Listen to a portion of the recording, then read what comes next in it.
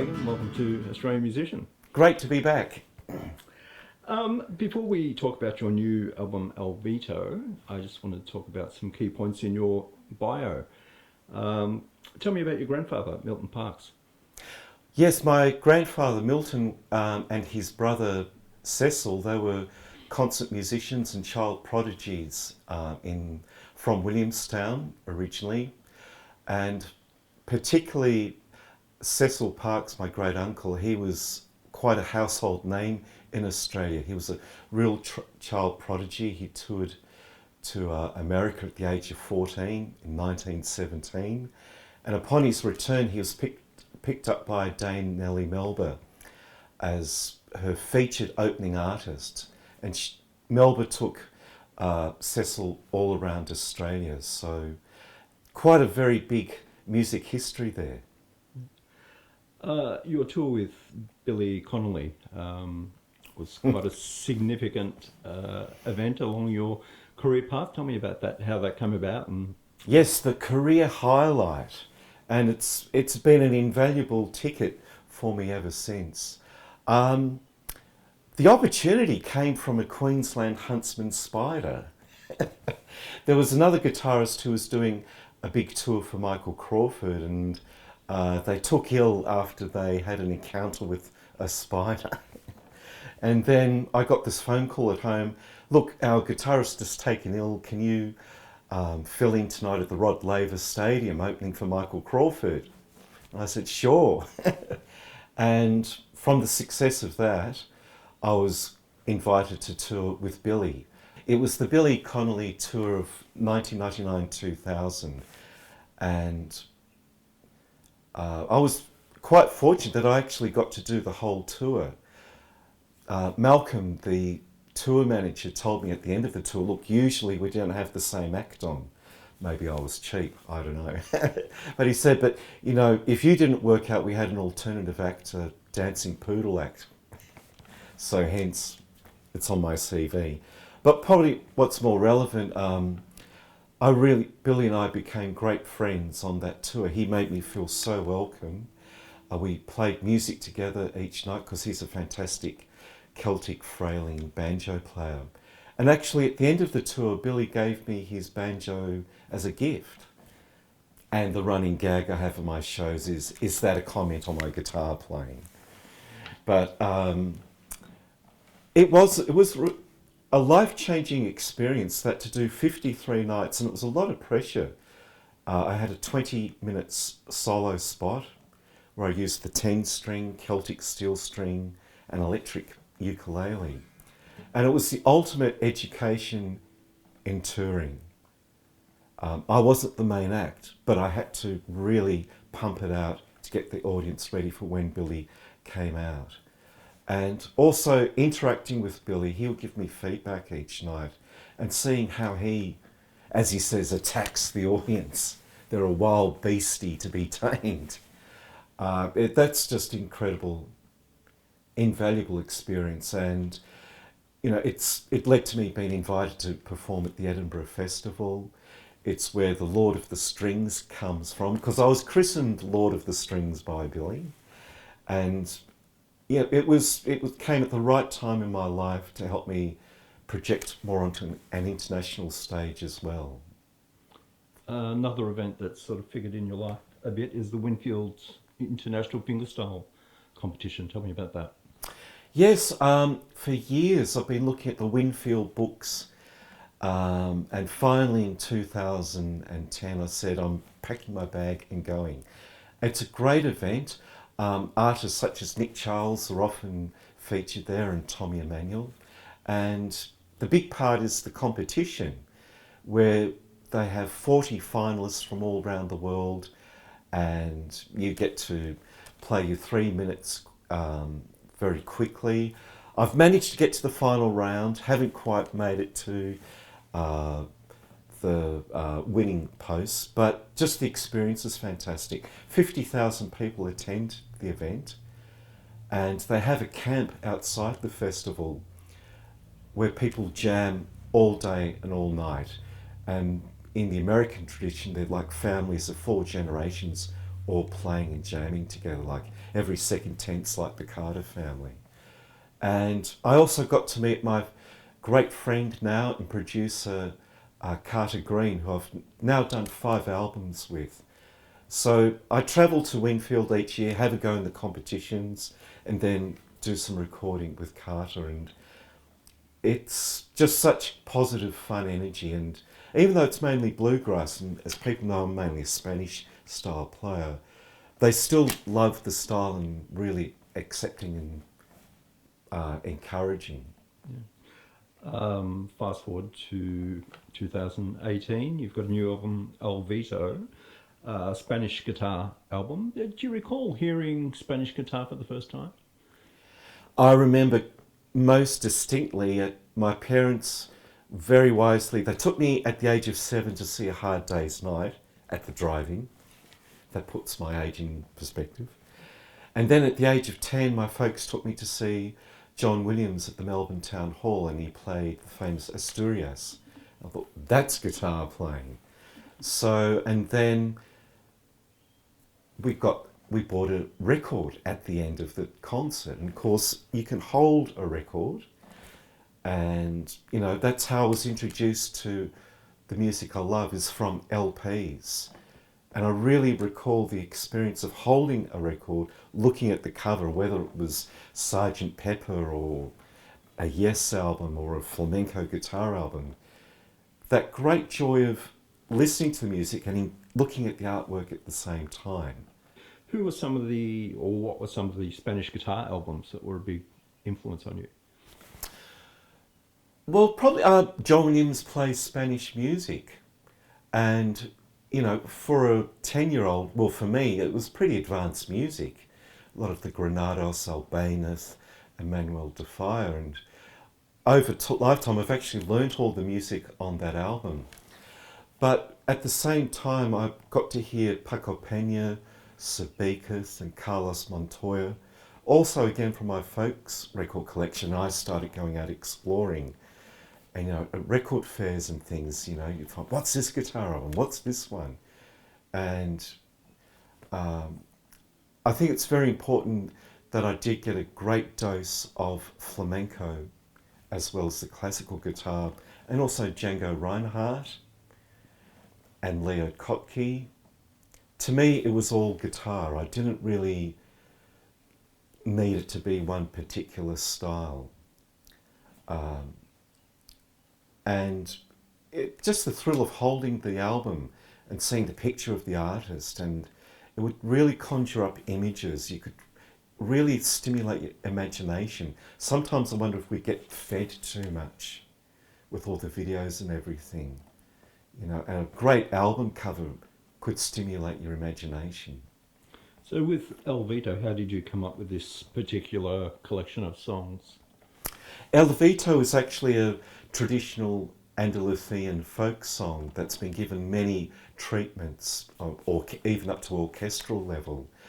The album is actually a compilation of the melodies I've loved the most of Spanish music. And there's 6 arrangements from Bizet's Carmen that I've put onto the arrange for guitar. Actually, it's quite a lot of multi-tracking because I have to get the full orchestral realization. But not just relying on the classical version, I've drawn a lot of inspiration from Paco de Lucia for this album, to adding modern percussive elements and improvisation. I think that's my favourite way of performing, is that you take a piece, but to allow a bit of improvisation to happen as well. And I think audiences love that too. That's a very important aspect of flamenco. The piece is in a certain set style, but there's room to move as well.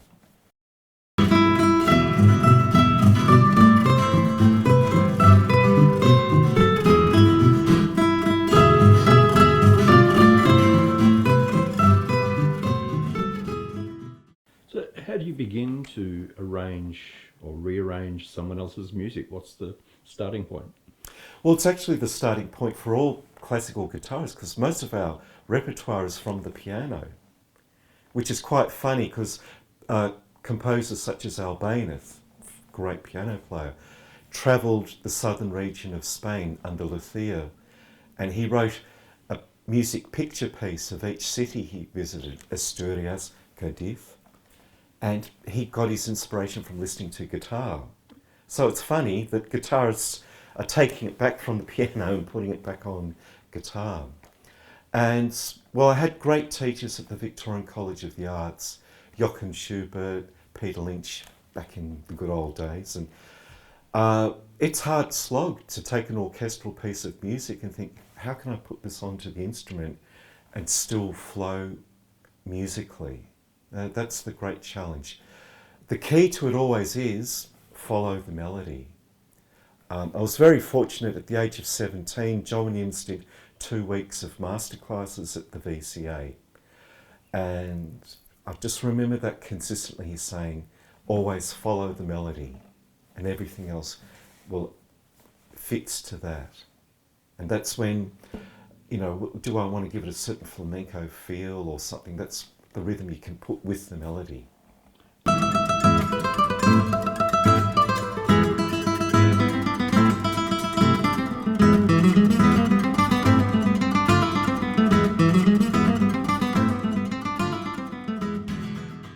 The album was recorded in Kansas. How did that come about?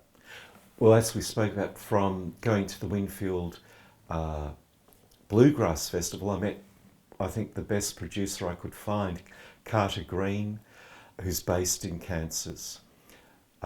He's a graduate from Chicago University.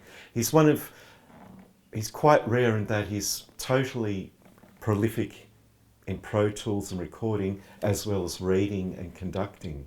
So these big projects I've done, I couldn't have done without Carter, because, you know, it's saying, look, bar 33, do we drop in the F sharp or not? And he can help me with the score.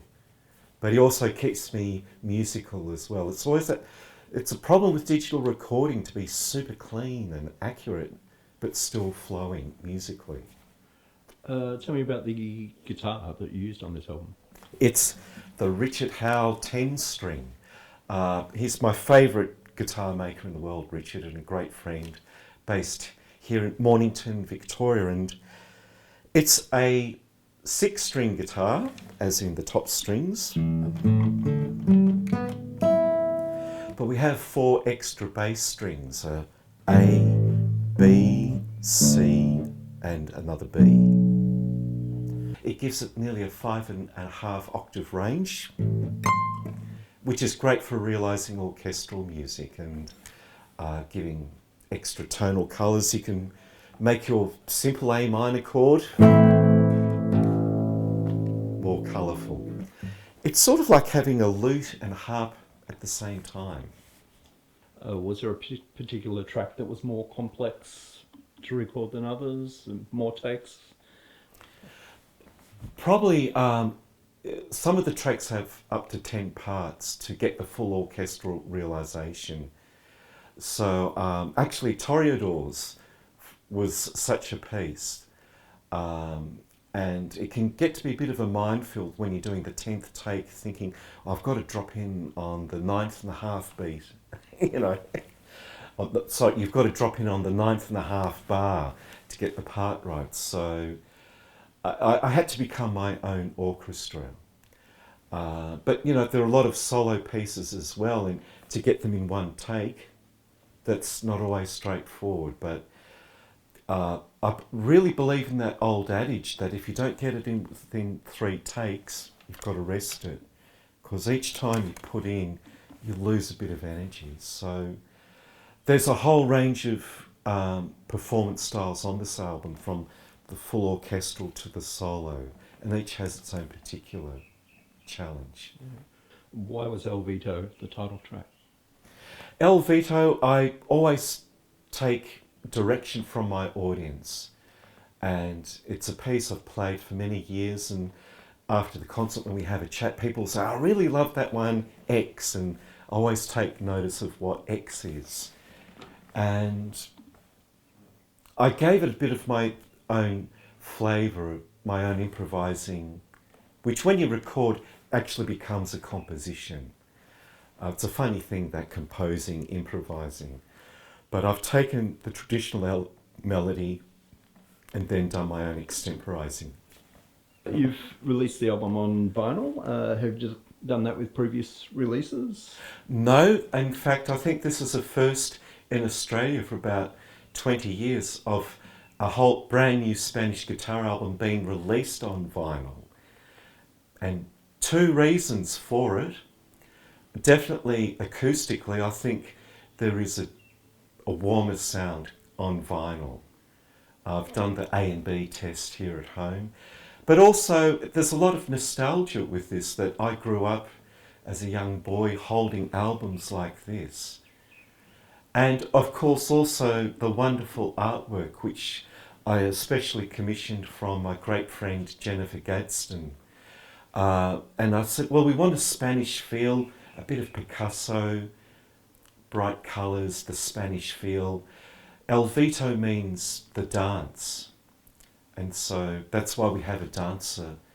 The album is evocative of Spanish dance.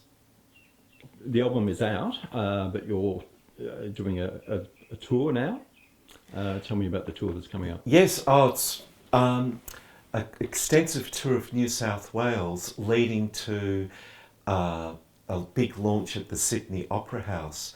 I'm being joined by my great friend Nicholas Young, award-winning piano player. So we're playing music from two of my albums, mainly El VITO. I'll be playing solo, but with Nicholas we'll be doing works such as the Rodrigo Guitar Concerto, movements from Manuel de Falla's ballet music, Love the Magician, The Three-Cornered Hat. And it's going back to the same idea that I love orchestral Spanish music.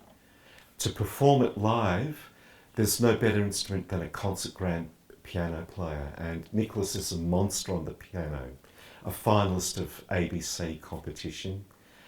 And the magic that we've found, we did a Victorian tour to try it out earlier this year. Audiences love the concert as we have the orchestral realisation on piano, but I'm adding the flamenco element too. So audiences are getting the full flavour of the Spanish feel and music.